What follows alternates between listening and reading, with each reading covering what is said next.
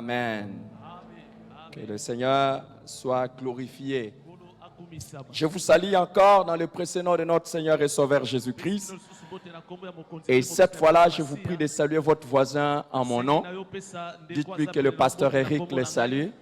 Dites-lui que c'est le pasteur Eric qui le salue. Alléluia. Ce matin, je voudrais aussi vous transmettre les salutations du pasteur Michel Ouedraogo qui était avec nous le dimanche passé. Toute la semaine, il était en train de vous saluer. Et ce matin, juste même avant de venir ici,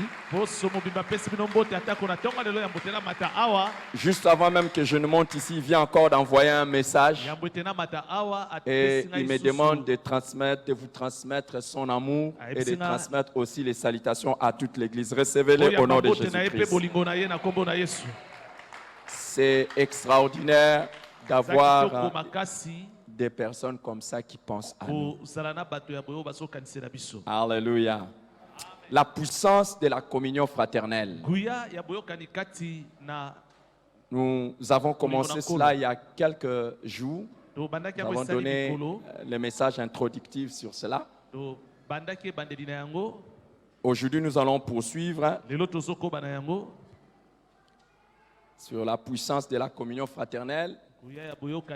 Et aujourd'hui, mon devoir sera de partager avec vous sur ce que c'est la communion fraternelle et comment elle s'exprime. Quand nous parlons de la communion fraternelle, c'est quoi donc? Et comment elle s'exprime ou comment elle devrait s'exprimer. Le passage que nous avons lu et qui nous a servi d'introduction, c'est celle qui décrit la vie de l'Église naissante dans Actes des Apôtres, chapitre 2, le verset 42. Actes des Apôtres 2, 42, où nous lisons au sujet des premiers chrétiens. Ils persévéraient dans l'enseignement des apôtres, dans la communion fraternelle, dans la fraction de pain et dans les prières.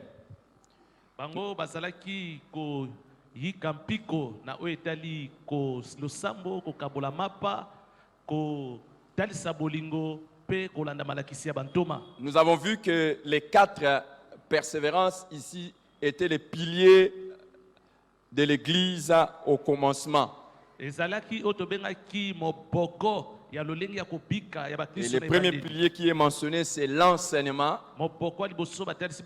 Il persévérait dans l'enseignement. Le deuxième pilier, c'est la communion fraternelle. Le troisième pilier, la fraction de pain.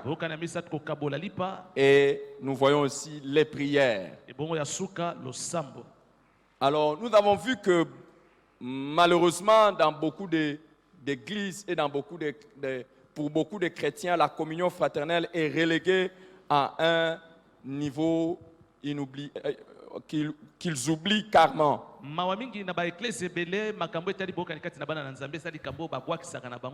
Et quand les gens viennent à l'église, ils ne viennent pas pour la communion fraternelle, ils viennent peut-être uniquement pour Dieu. Mais pourtant, telle n'était pas la destinée des premiers chrétiens. Les premiers chrétiens venaient à l'église pas seulement pour être enseignés, pas seulement pour prier, mais pour partager la vie avec les frères et les sœurs.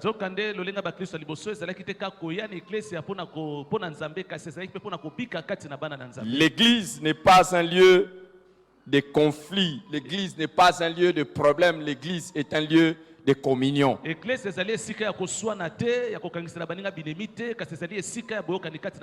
les chrétiens ne peuvent pas se conduire dans l'église comme dans le monde aujourd'hui où on dit chacun pour soi, Dieu pour tous.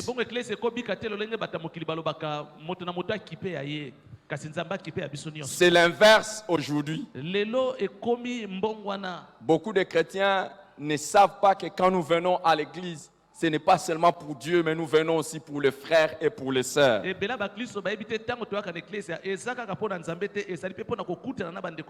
Alors, qu'est-ce que la communion fraternelle? On parle de la communion fraternelle. Il y a deux mots qui composent cette expression, communion et puis fraternelle.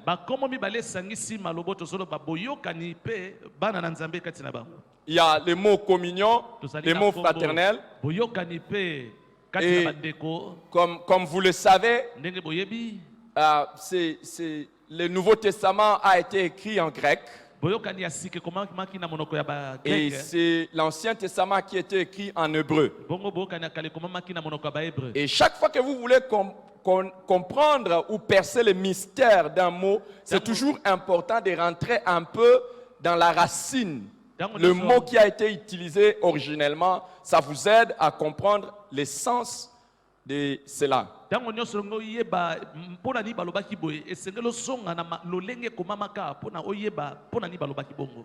Alors, le mot communion vient d'un mot grec koinonia.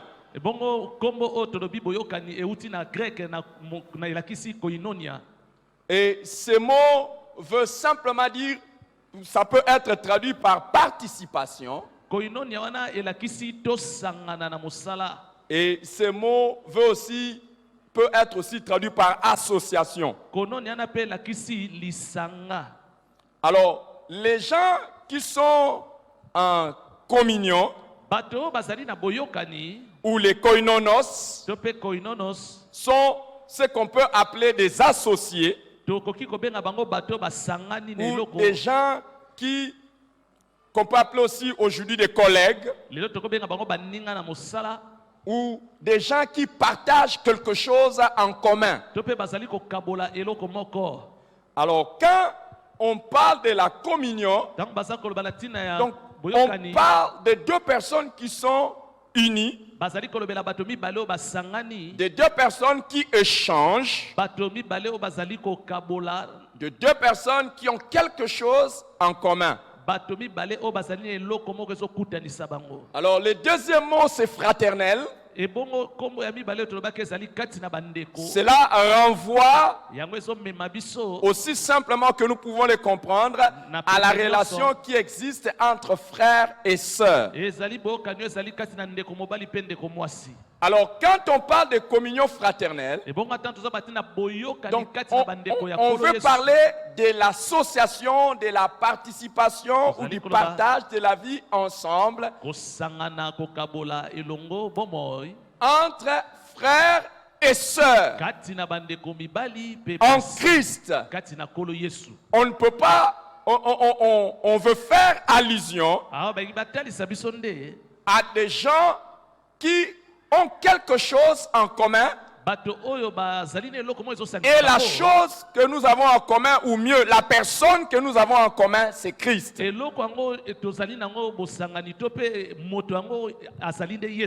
Et dans Ephésiens chapitre 2, du verset 13 au verset 14, l'apôtre Paul dit ceci. Dans Ephésiens chapitre 2, 13 à 14. Maintenant, en Jésus-Christ, vous qui étiez jadis éloignés, vous avez été rapprochés par le sang de Christ, car il est notre paix. Lui qui de deux n'en a fait qu'un et qui a renversé le mur de séparation.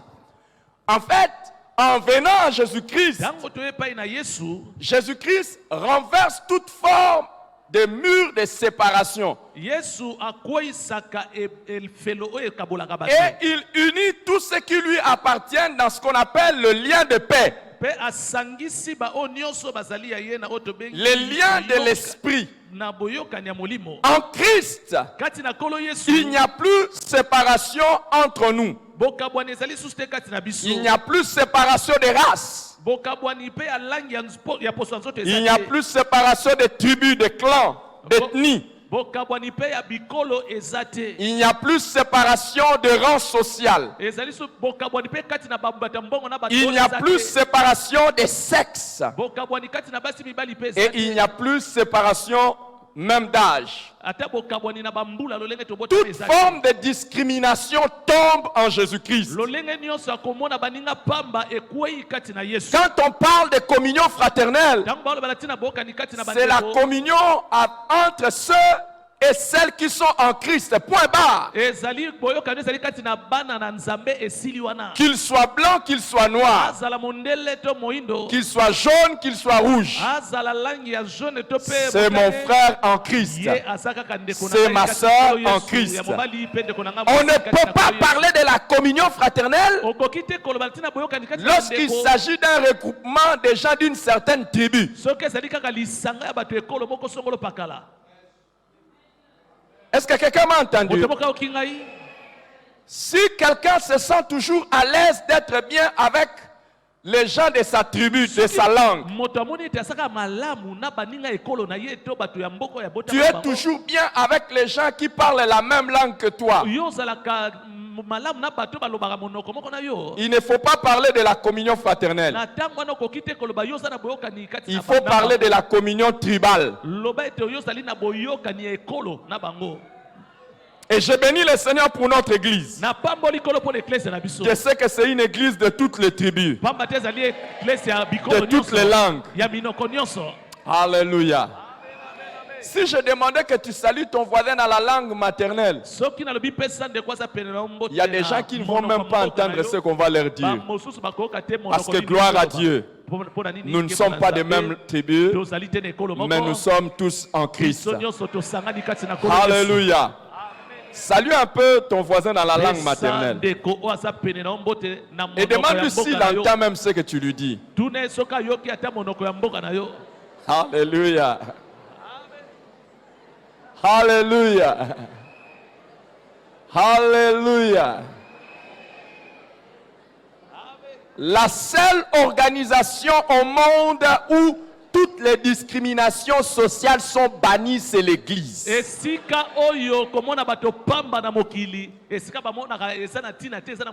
ne dites pas qu'une Église vit la communion fraternelle lorsque la base de la relation qui unit les gens, c'est la langue.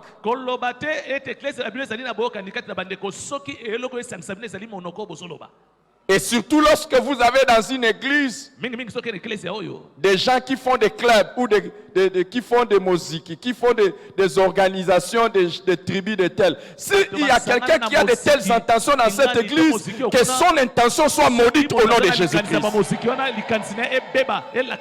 Vous savez, même si nous sommes dans l'église, mais nous ne devons pas oublier nos origines. Notre origine est en Christ. Point barre. Si tu veux les histoires de langues, de tribus, de clans et de tout ça, va dehors l'église. Pas dans l'église. Tu n'as pas donné le meilleur amen. Vous êtes mes frères en Christ. Et je suis votre frère en Christ. Même si je dis, Adi, où est-ce que vous habitez? J'habite. Où est-ce que vous habitez? Même si je suis d'une certaine tribu, peu importe. Et la communion fraternelle, ce n'est pas qu'on s'entend bien entre nous, les pauvres, ou entre nous, les riches. Là, ce n'est pas la communion fraternelle. Quand on dit il persévérait dans la communion fraternelle, ça ne veut pas dire qu'il se choisissait entre eux, les riches, et d'un autre côté, les pauvres. Je bénis le Seigneur de ce qu'en Christ, je peux m'asseoir à côté d'un homme super riche. Et c'est mon frère. Dis à la personne qui est à côté de toi, tu es mon frère. Je ne sais pas si je suis plus riche que toi ou je suis plus pauvre que toi, mais tu es mon frère. Alléluia. Et inutile à l'église d'avoir les complexes de supériorité ou les complexes d'infériorité. À l'église, personne n'est plus grand et personne n'est plus petit que l'autre parce qu'il a l'argent ou parce qu'il n'a pas d'argent. Tu es mon frère, tu es ma sœur. Alléluia.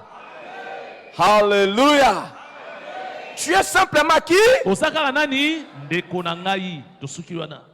C'est ça la communion fraternelle. Et nous partageons ensemble. Tu regardes les personnes à côté de toi, que tu sois. À l'église, c'est beau. Hein? Si tu pries avec ton patron, n'oublie pas, ça va rester à la porte. Quand vous entrez ici,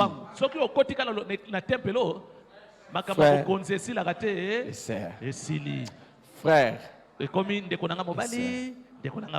même lorsque vous êtes au travail, vous êtes qui? Frère, ça n'enlève pas le respect. Ça n'enlève pas l'honneur. Mais au fond, nous sommes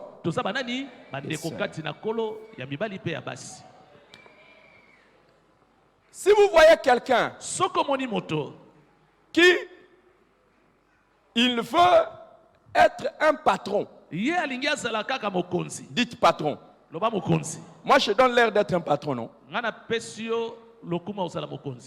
Est-ce que vous ne voyez pas que je donne l'air d'être un patron? Non? Dans l'église, je me comporte pas comme un patron. Je vais vous donner un des secrets de la prospérité dans la vie. Qui veut que je lui donne ce secret? Les secrets, si tu veux prospérer dans la vie, honore tout le monde. Honore les pauvres. Honore les riches. Honore tes employés. Et honore tes autorités.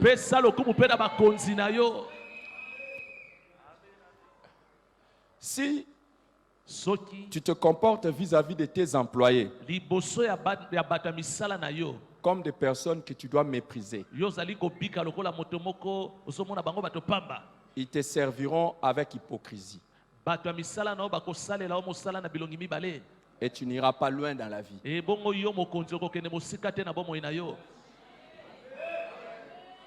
Si tu veux avoir des personnes qui travaillent pour toi et qui vont travailler pour ta prospérité, honore-le. Alléluia. Et ne sois pas les gens de patrons, les gens de chefs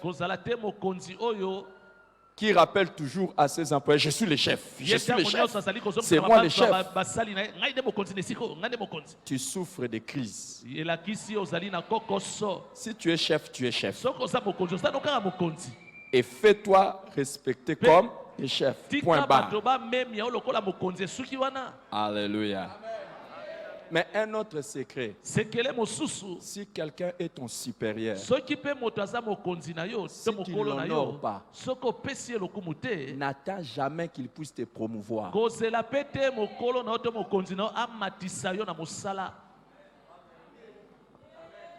Ah non, nous sommes frères. Écoute. Écoute-moi. Si est-ce qu'il y a quelqu'un qui me considère comme son supérieur? My children, you are there. My son, you are there. Soyez bénis. Alléluia. Écoutez, je suis le pasteur de tout le monde.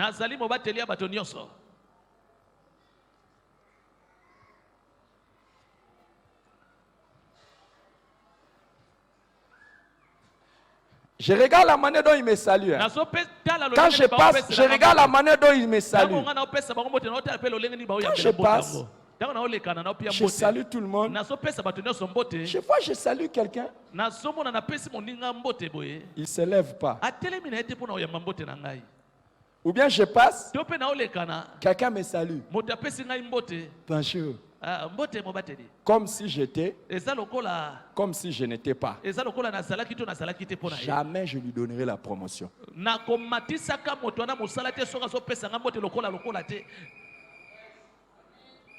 Jamais. Je regarde la manière. Hein.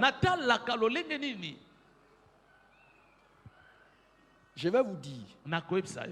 Beaucoup de gens n'iront jamais loin. Simplement parce qu'ils ne savent pas honorer leurs supérieurs. Les secrets de la promotion. Daniel nous l'apprend. Chaque fois que tu es devant ton supérieur, incline-toi et dis-lui: ô roi, vie éternellement. Vous savez, quand je vous rencontre, la manière dont vous me saluez, la manière vous vous tenez devant moi me montre quelle considération vous avez de moi. Même si nous sommes frères et sœurs, la Bible dit: rendez honneur à qui vous devez honneur. Ne profitez pas de cette situation. C'est mon frère. Et vous travaillez chez lui, vous venez en retard parce que c'est mon frère. Si vous avez un frère en Christ, comme domestique, comme employé, comme assistant, ou comme quelqu'un qui est votre associé et qui tient compte du fait qu'il est chrétien ou frère et sœur en Christ pour ne pas vous respecter, vous avez ma bénédiction et surtout vous avez la bénédiction de Dieu. Virez-les. Virez-les. Virez-les.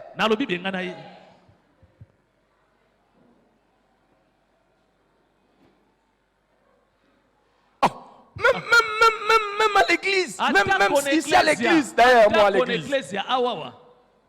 Il faut demander à mes collaborateurs s'ils viennent en retard, eux-mêmes cherchent des moyens pour entrer que je ne voie pas. Et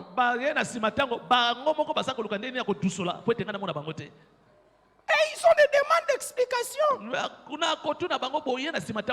Pas écrites.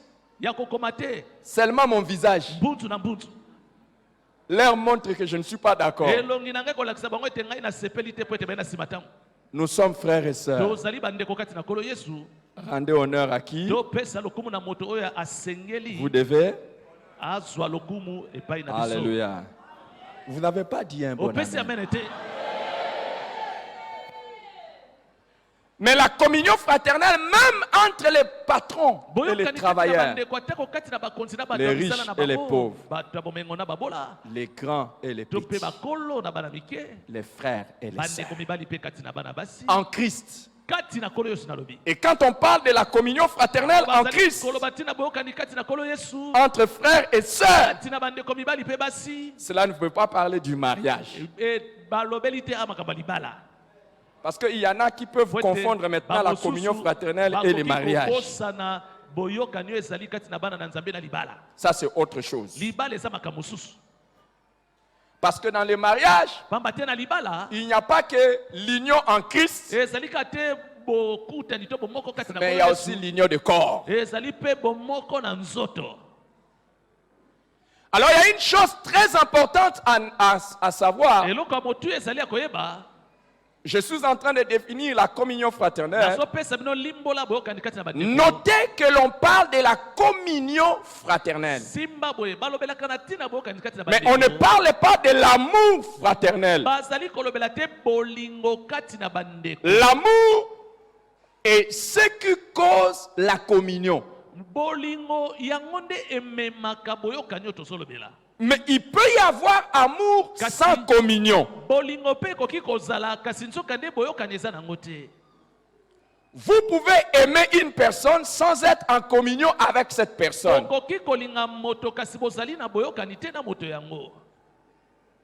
Beaucoup de gens disent, par exemple, j'aime le pasteur Eric. Est-ce qu'il y a quelqu'un qui aime le pasteur Eric? Non, non, non, j'ai mal posé ma question. Est-ce qu'il y a quelqu'un qui n'aime pas le pasteur Eric? Oh. Oh. Ah, j'ai béni Dieu. Être pasteur d'une église où tout le monde t'aime, c'est beau. Hein? Il y a des pasteurs qui sont dans des églises où il y a des gens qui ne les aiment pas. Quelle malédiction. Comment tu peux être pasteur des gens qui ne t'aiment pas? Mais si tu es dans l'église et que tu n'aimes pas les pasteurs, ta place n'est pas dans cette église. Normalement, tu ne peux pas évoluer dans une église où tu n'aimes pas les pasteurs. Il faut quitter cette église et t'en aller ailleurs. Mais je crains que toi, tu ne trouveras pas de bonne église. Et je ne sais pas si tu ne m'aimes pas. Tu vas aimer qui? Parce que je ne vois pas qu'est-ce que moi je te fais pour que tu m'aimes pas. Je ne te demande pas de m'aimer à cause de mon physique. Ou mon physique. C'est ma femme qui m'aime à cause de mon physique. Moi-même aujourd'hui je me regardais au miroir. Je regardais comment ma tête est boule et mes oreilles pointues comme ça. Moi-même je sais que quand je me mets debout mes pieds font comme ça. Moi-même je sais comment je suis. Mais je suis heureux que ma femme m'aime comme ça. C'est tout. Mais je ne te demande pas de m'aimer à cause de mon physique. Je te demande de m'aimer pour une simple raison. Je suis chrétien. Je suis ton frère en Christ. Où est un problème?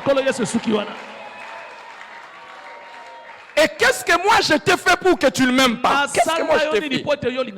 Écoute, s'il y a quelqu'un ici qui a une raison pour laquelle moi je ne peux pas être aimé de lui, c'est un mensonge.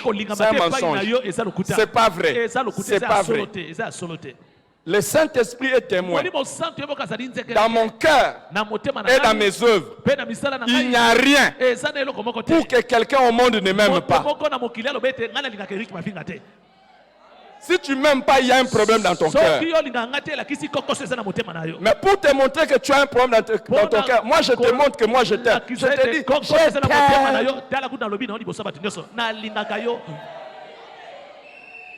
Il y a des gens qui ne disent jamais aux autres je t'aime. Ils attendent toujours qu'on lui dise je t'aime pour que lui dise moi aussi. Moi aussi je t'aime. Lui aussi je t'aime. Je t'aime. Regarde ton voisin, il n'a pas parlé, il ne m'aime pas ou bien.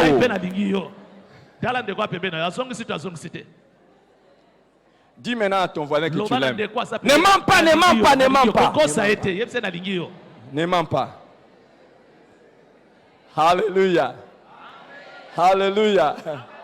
Alléluia. Est-ce que vous m'aimez? Celui qui m'aime lève un peu la main. Maintenant ma question est, vous m'aimez? Est-ce que vous êtes en communion avec moi?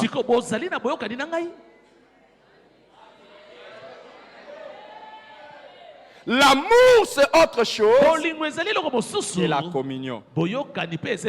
Être associé, partager la vie ensemble. Oui. Est-ce que dans la chorale, vous vous aimez? Vous vous aimez? Oui. Oui. Est-ce que vous êtes en communion?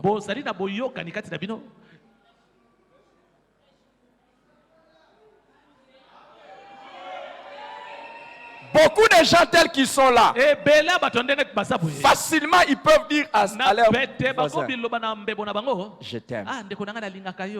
Dis encore je t'aime. Mais est-ce que vous êtes en communion? Quand on dit il persévérait dans la communion fraternelle. Non, non, non. On ne dit pas il persévérait dans l'amour fraternel. Il persévérait dans la communion. Les partages. L'association. Les vivre ensemble.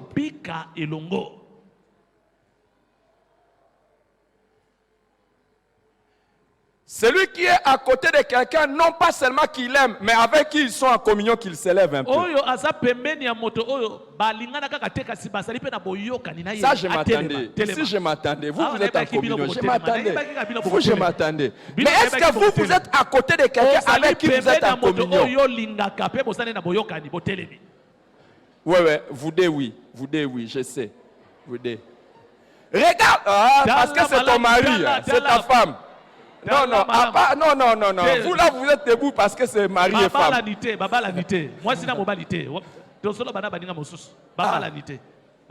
que tu es vous êtes en communion, hein? Wow, vous êtes en communion. Wow. Vous voyez, hein? Est-ce que nous pouvons dire que dans cette église, il y a la communion fraternelle?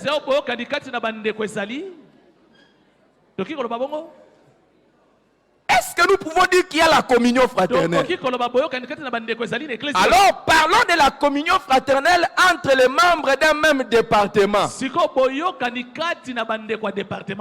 bien entre les membres d'une même cellule. D'ailleurs, est-ce que dans votre cellule, il y a la communion fraternelle?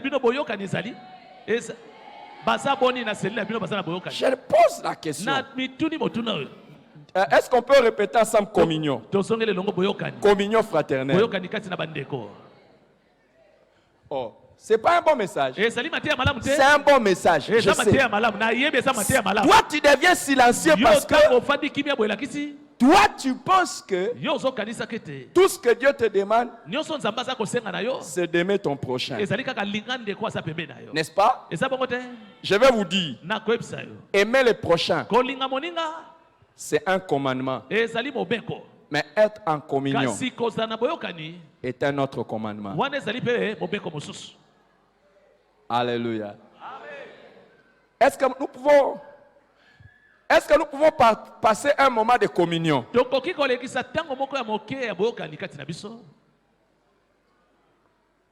Les amis, beaucoup de chrétiens font une confusion entre l'amour et la communion. Par exemple, en ce qui concerne l'amour, on nous demande d'aimer nos prochains. Notre prochain. Et qui est notre prochain? Notre prochain, c'est tout le monde. Ton papa, c'est ton prochain. Ta maman, c'est ton prochain. Tes frères et sœurs dans la famille, ce sont tes prochains. Tes amis, tes collègues sont tes prochains. Tout celui que tu rencontres sur le chemin, c'est ton prochain. Le commandement est d'aimer les prochains. Nous devons aimer les prochains. Mais la Bible dit que nous devons aimer les prochains, mais ne pas être en communion avec tout le monde. On ne peut pas être en communion avec tout le monde.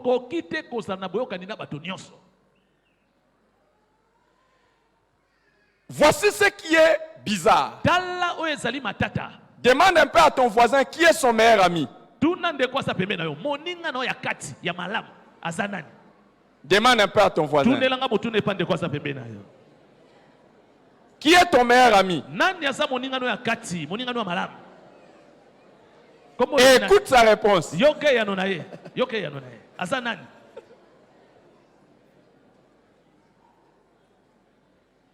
Qui est ton meilleur ami? Bon, je complète. Parce qu'il y a des gens mariés qui vont dire c'est mon mari, c'est ma femme. En dehors de ton mari et de ta femme, qui est ton meilleur ami?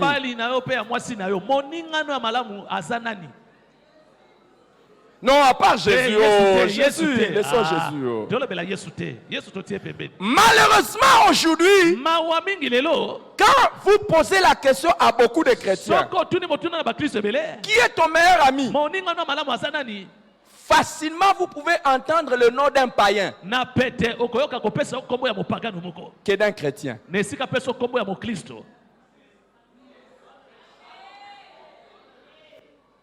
Quel choc. What a shock. Quel choc. Oh, shocking. Hey. Comment un chrétien peut avoir comme associé un païen?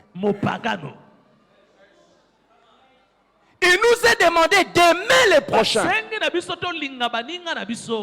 Mais être en communion avec. Non. Non. La Bible dit les mauvaises compagnies corrompent les bonnes mœurs. 1 Corinthiens chapitre 15, 33.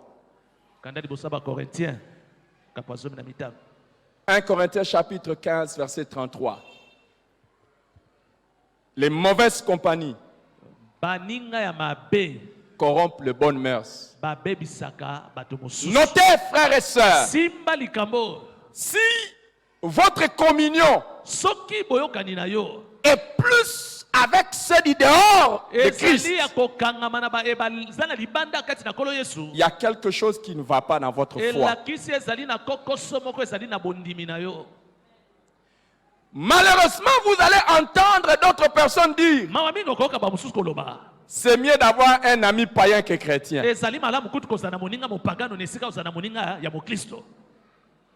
Quand vous entendez quelqu'un dire ça, c'est un malade spirituel. Pourquoi j'ai très peu d'amen comme ça? Est-ce que ce ne sont pas des choses que vous avez déjà entendues? Jamais. Dans 2 Corinthiens, 2 Corinthiens chapitre 6, du verset 14 au verset 15, on nous dit ceci. 2 Corinthiens 6, 14 à 15. Ne vous mettez pas avec les infidèles sous un joug étranger. Car quel rapport y a-t-il entre la justice et l'iniquité? Qu'y a-t-il de commun entre la lumière et les ténèbres? Qu'y a-t-il entre Christ? Quel accord y a-t-il entre Christ et Bélial? Ou quelle part a le fidèle avec l'infidèle? C'est pas normal. C'est pas normal. Notre communion doit être entre nous, frères et sœurs en Christ. Pas avec les infidèles, pas avec les païens.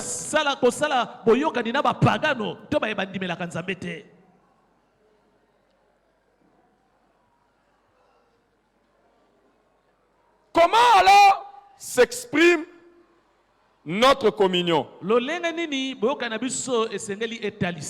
Entre nous alors, frères et sœurs,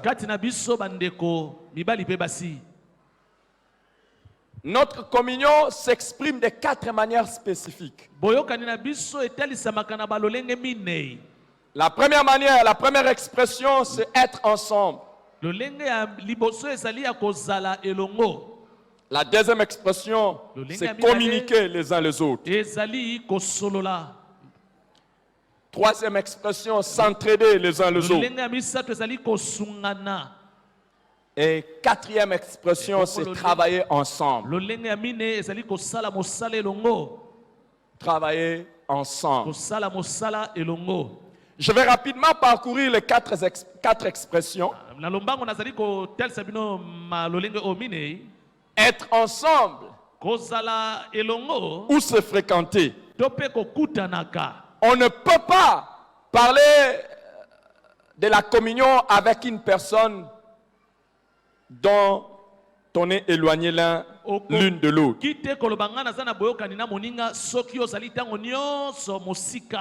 Quand on me dit de l'église, qu'ils persévéraient dans la communion fraternelle. La première chose, ils étaient ensemble. Dans Actes des Apôtres, chapitre 2, le verset 42, juste après, nous lisons, tous ceux qui croyaient étaient dans le même lieu. Et ils avaient tout en commun. Ils avaient tout en commun.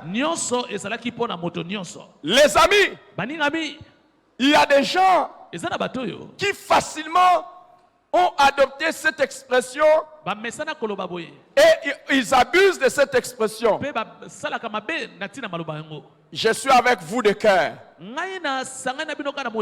même si physiquement je ne suis pas là.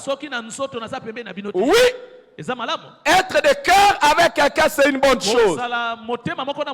Mais être physiquement avec une personne est encore mieux. Cette expression n'a de sens que lorsqu'il y a eu une barrière qui empêche la fréquentation mutuelle. À ce moment-là, tu peux dire aux gens, je suis avec vous de cœur, même si je suis loin de chair. Alors, être ensemble ou se fréquenter trouve son sens de trois manières différentes. La première manière, c'est fréquenter régulièrement l'église. La communion fraternelle ne peut pas avoir son sens pour des personnes qui ne fréquentent pas réellement l'église. Vous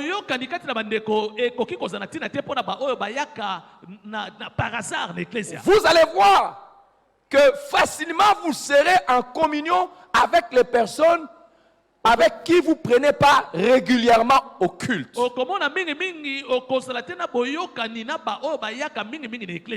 Il y a des chrétiens qu'on appelle aujourd'hui des chrétiens de dimanche. Tape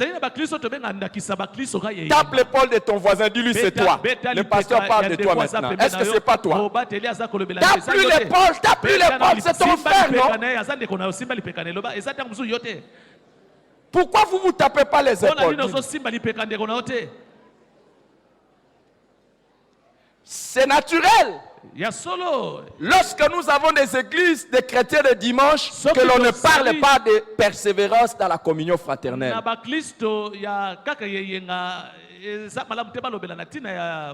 Demande pas à ton voisin, la prochaine fois que tu le verras, c'est quand? Le dimanche ou bien?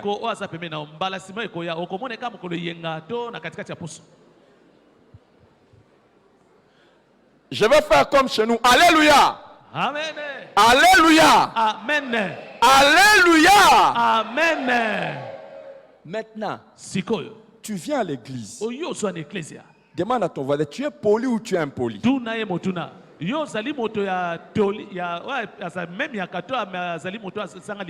Qu'est-ce que ça te coûte? Si le pasteur dit, tape l'épaule de ton voisin.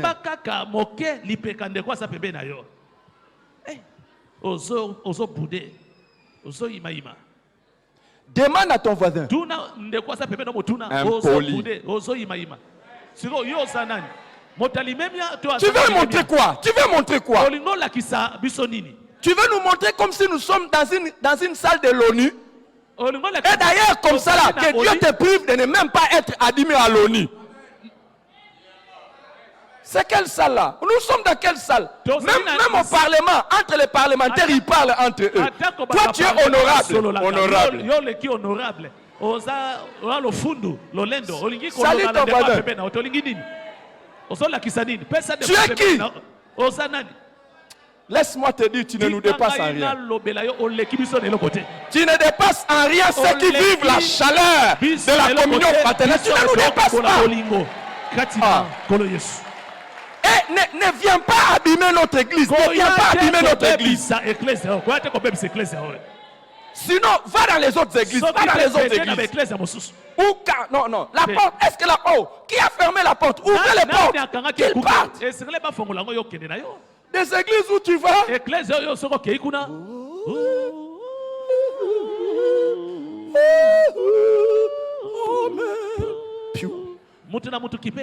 Ça, c'est pas la parole de vérité. Dis à ton voisin, c'est pas la parole de vérité. Ça, c'est pas les églises de la parole de vérité. Parle maintenant au voisin. Parle au voisin. C'est quoi ça? Quelle intimidation? Quelle intimidation? Quelle intimidation impolie?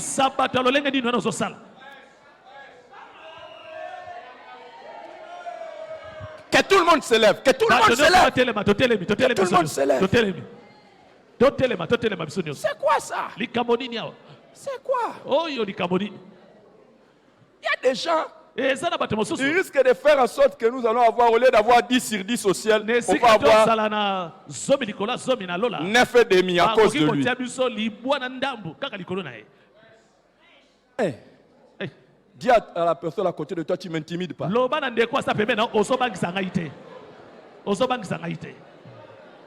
Tu ne m'intimides pas. C'est quoi ça? Dis-lui, je t'aime de l'amour du Seigneur. Dis-lui, je t'aime de l'amour du Seigneur.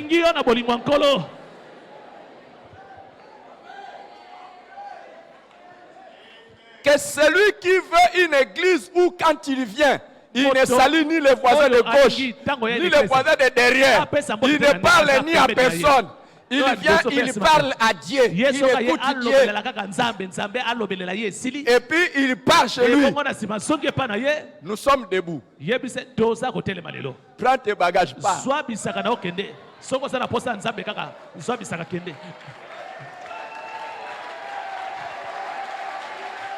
Ah oui.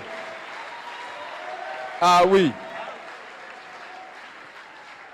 Non, moi quand je viens à l'église, je ne m'occupe de personne et je ne veux pas que quelqu'un s'occupe de moi. Moi, c'est Dieu.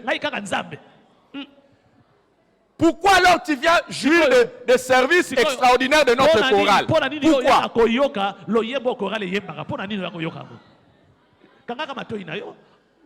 Pourquoi? Pourquoi tu viens et tu jouis de nos protocoles? Pourquoi?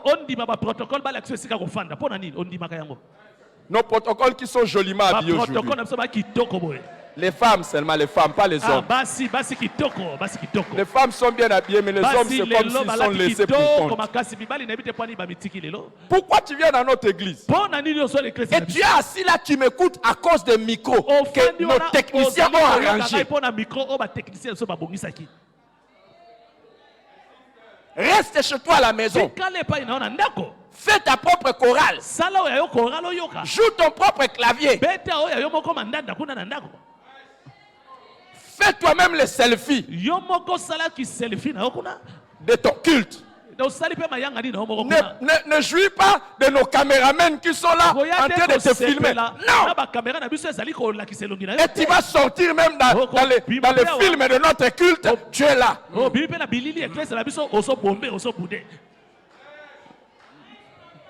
Qui est qui ici?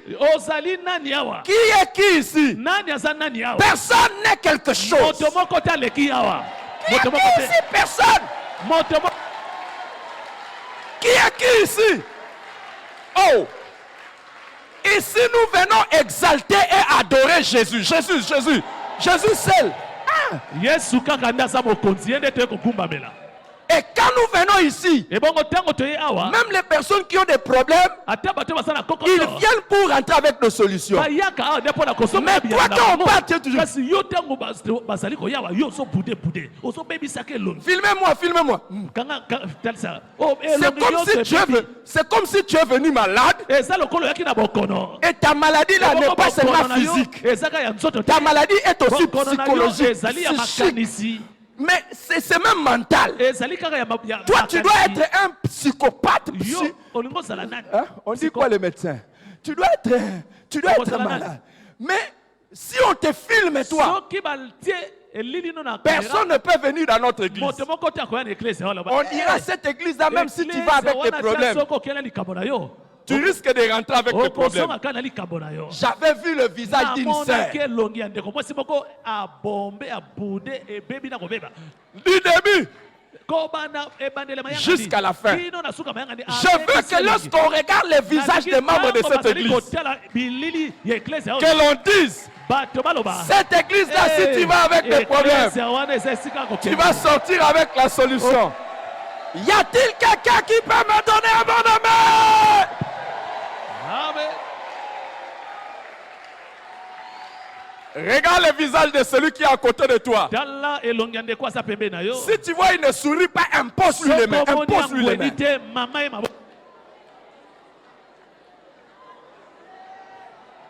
Impose-lui les mains. Impose-lui les mains.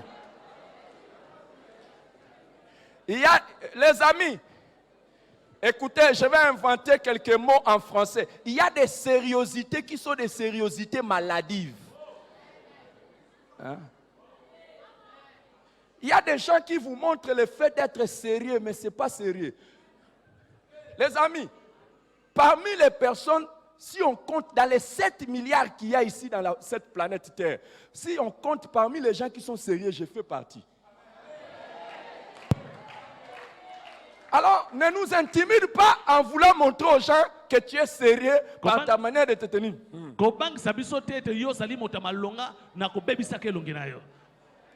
Est-ce que tu as déjà étudié les 4 tempéraments qui existent? Tu as déjà fait des études sur le comportement humain. Tu connais les facteurs qui influent sur le comportement humain. Après tes études que tu as faites là, est-ce que tu as fait des recherches sur la nature humaine et le comportement humain? Tu as fait déjà des études sur le psuche, le psuke. À part le soma, le psuke et le pneuma. Les 3 parties de l'homme. Le soma, psuke et le pneuma. Non, attends. Il y a des gens, on ne les appelle pas docteurs pour rien. Ils sont docteurs. Ils sont docteurs. Attention. Et il y en a qui ont fait... Moi, j'ai fait des études très avancées sur le comportement humain. Et je peux t'amener chez moi à la maison. Je vais te montrer au moins 10 livres qui parlent des maladies mentales. C'est-à-dire la personne qui a des problèmes dans son intérieur. 10 livres. En français comme en anglais. Alors arrête des intimidations. Comme si toi... C'est quoi ça? Regarde la personne à côté de toi. Dis-lui, arrête. Tu lui arrêtes.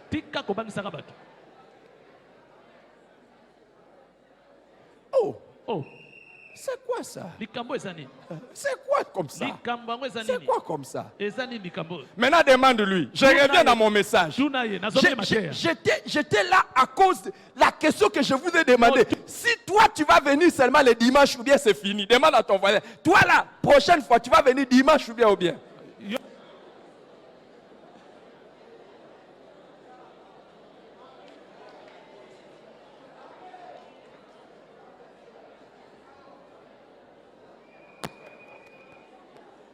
Alléluia. Avec beaucoup de respect, je vous demande de vous asseoir.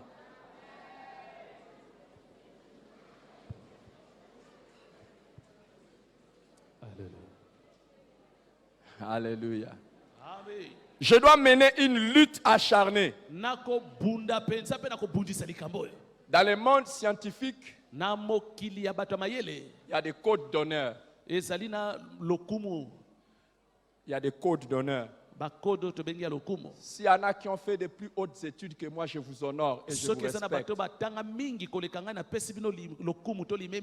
Accordez-moi la grâce de parler ainsi parce que certains dans cet auditoire se comportent pas de manière digne. Là, je parlais sous l'angle académique. Mais quand je rentre dans ma peau de pasteur, que vous soyez docteur, que vous soyez général, que vous soyez patron, que vous soyez médecin, que vous soyez qui que ce soit, c'est la maison du Seigneur. C'est la maison du Seigneur. N'abîme pas notre église. N'abîme pas notre église.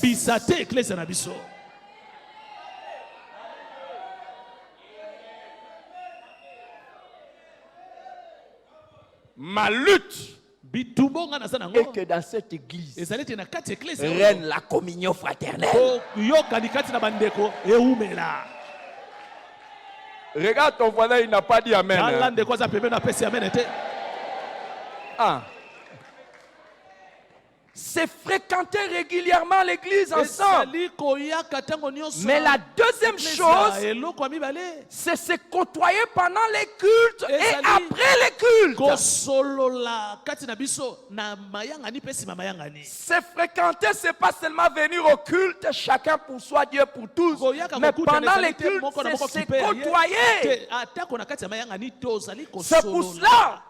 Plus de 5 fois dans la Bible, on nous dit lorsque nous sommes ensemble de nous saluer par des saints baisers. Romains chapitre 16 verset 16. 1 Corinthiens chapitre 16 verset 20. 2 Corinthiens chapitre 13 verset 12. 1 Thessaloniciens chapitre 5 verset 26. 1 Pierre chapitre 5 verset 14. Saluez-vous par un saint baiser. Pendant les cultes et après les cultes. Vous ne pouvez pas être une personne qui vient à l'église, qui n'adresse pas la parole aux gens, qui ne salue pas les gens, qui est étranger à l'église. Tout à l'heure, vous qui êtes venus en retard, vous avez raté des saints baisers.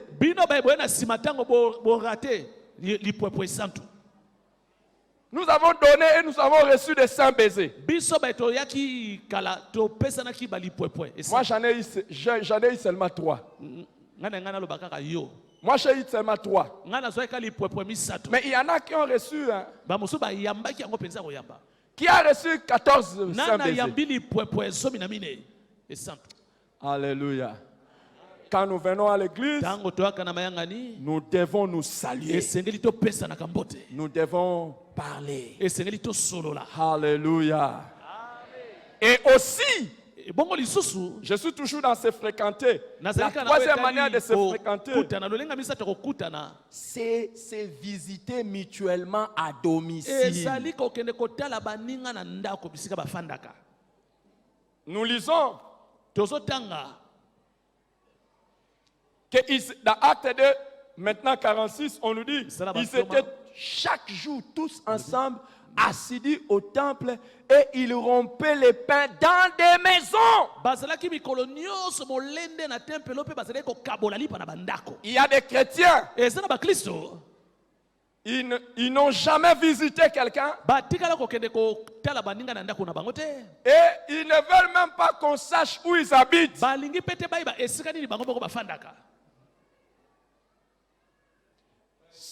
Tant qu'il n'y a pas de visite mutuelle, il n'y a pas de communion fraternelle.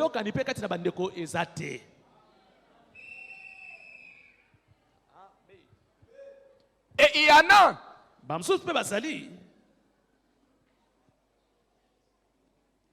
qui ont toutes sortes de réserves pour aller visiter les gens ou pour qu'on vienne les visiter. Écoutez, quelle que soit votre condition, un frère ne regarde pas la condition de son frère ou sa soeur pour les visiter. D'ailleurs, on reconnaît un vrai frère quand il est prêt à nous visiter dans n'importe quelle condition. Moi maintenant je t'ai visité, toi tu m'as visité. Moi je t'ai déjà visité. Chez toi à la maison. Est-ce que toi tu es déjà venu me visiter? Moi je suis déjà venu.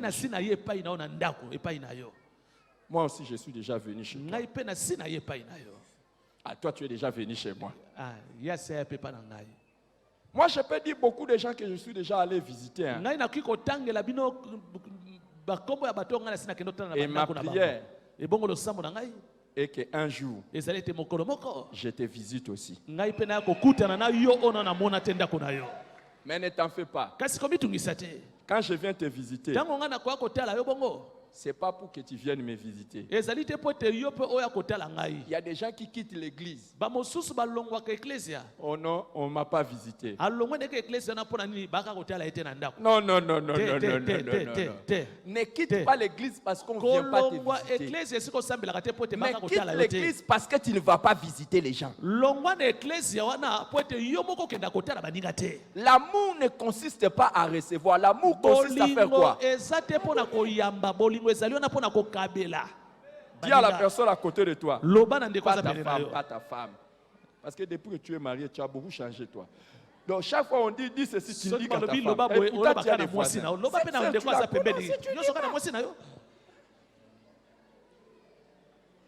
Parce qu'il va encore, quand je vais dire, dis à la personne à côté de toi, je vais aller te visiter.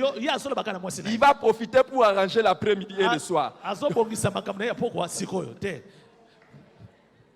Dis maintenant à la personne à côté de toi, mon souhait est de venir te visiter. Dis-lui, tu habites où?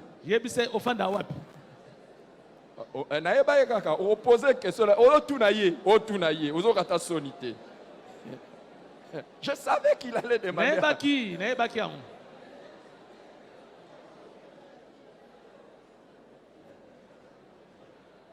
Alléluia. Alléluia. Ce qui est grave, nous avons fait les cellules de maison pour réunir les frères et les sœurs dans un quartier. Il y a des gens qui vont même dans la même cellule. Donc ils sont à l'église. Ils sont dans la même cellule. Et tout s'arrête église, cellule. Ne se visite pas. Pas normal. Pas normal. Dormez dans toutes les cellules. Donnez les devoirs à chaque fidèle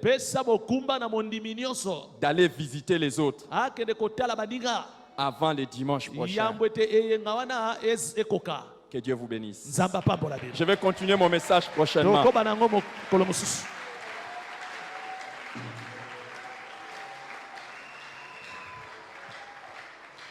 Je vais continuer mon message prochainement. Les autres expressions de la communion fraternelle. Aujourd'hui, je parlais seulement de se fréquenter mutuellement. Alléluia. Il y a un vieux cantique, je ne suis pas sûr que vous le connaissez. Je ne sais même pas si quand on chantait ça, vous étiez né. Je vais tester si vous étiez déjà né. Je prie pour toi, tu pries pour moi. Je prie pour toi, tu pries pour moi. Car Dieu nous dira toujours. Vous connaissez pas ça? Non, je sais ce que vous connaissez. Sokito kolingana na solo. Alléluia.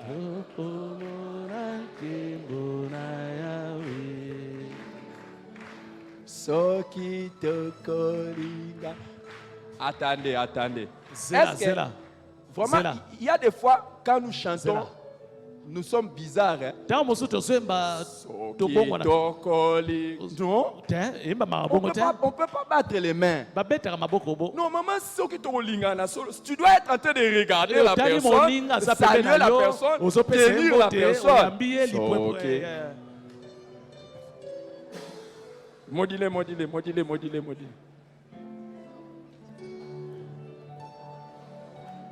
Soki tokolingana na solo, alléluia.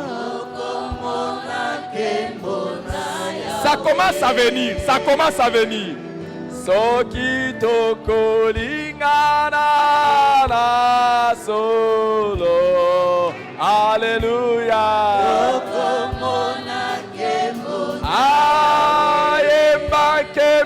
Kembo,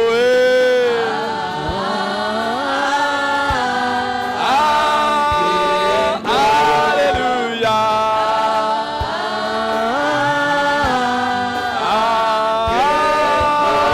Solo. Kembo zada.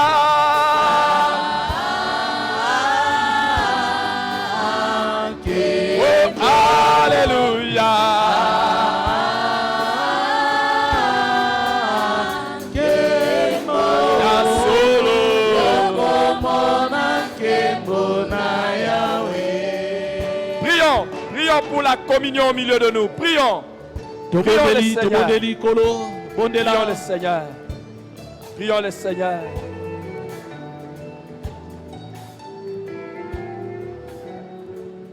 Prions pour une église où règne la communion fraternelle.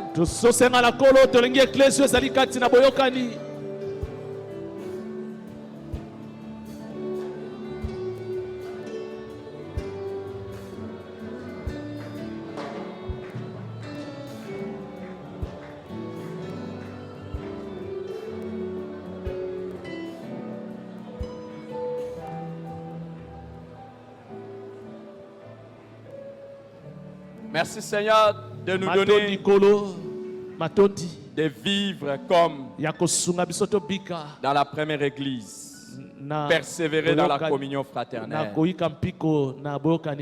Au nom de Jésus. Amen. Gloire au Seigneur.